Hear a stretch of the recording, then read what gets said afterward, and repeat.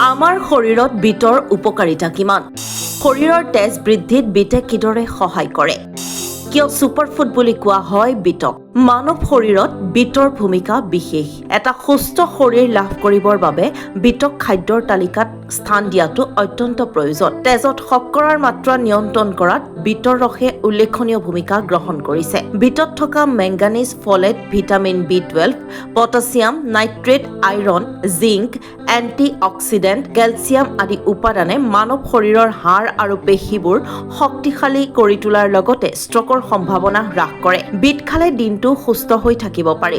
মগজুক সুস্থ কৰি ৰখাত বিট অতি ফলপ্ৰসূ। শৰীৰৰ সহনশীলতা আৰু হৃদশ্বাসৰ ক্ষমতা বৃদ্ধি কৰে বিটৰ ৰসে। এইবোৰ কাৰণতেই বিটক ছুপাৰফুড বুলি কোৱা হয়। বিভিন্ন প্ৰকাৰে আমি বিট আহাৰ হিচাপে গ্ৰহণ কৰিব পাৰোঁ। বিটৰ চালাড, তৰকাৰী, চপ ইত্যাদি। গতিকে আপোনাৰ খাদ্যৰ তালিকাতো বিটক স্থান দি সুন্দৰ আৰু সুস্থ কৰি ৰাখক আপোনাৰ শৰীৰটো। News desk, rising north east.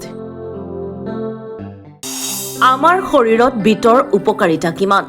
শৰীৰৰ তেজ বৃদ্ধিত বিটে কিদৰে সহায় কৰে? কিয় ছুপাৰফুড বুলি কোৱা হয় বিটক? মানৱ শৰীৰত বিটৰ ভূমিকা বিশেষ।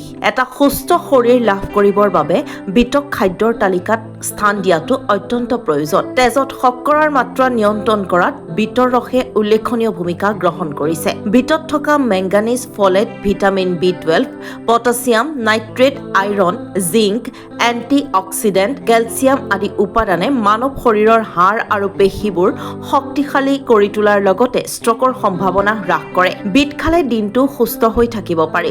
মগজুক সুস্থ কৰি ৰখাত বিট অতি ফলপ্ৰসূ। শৰীৰৰ সহনশীলতা আৰু হৃদশ্বাসৰ ক্ষমতা বৃদ্ধি কৰে বিটৰ ৰসে। এইবোৰ কাৰণতেই বিটক ছুপাৰফুড বুলি কোৱা হয়। বিভিন্ন প্ৰকাৰে আমি বিট আহাৰ হিচাপে গ্ৰহণ কৰিব পাৰোঁ। বিটৰ চালাড, তৰকাৰী, চপ ইত্যাদি।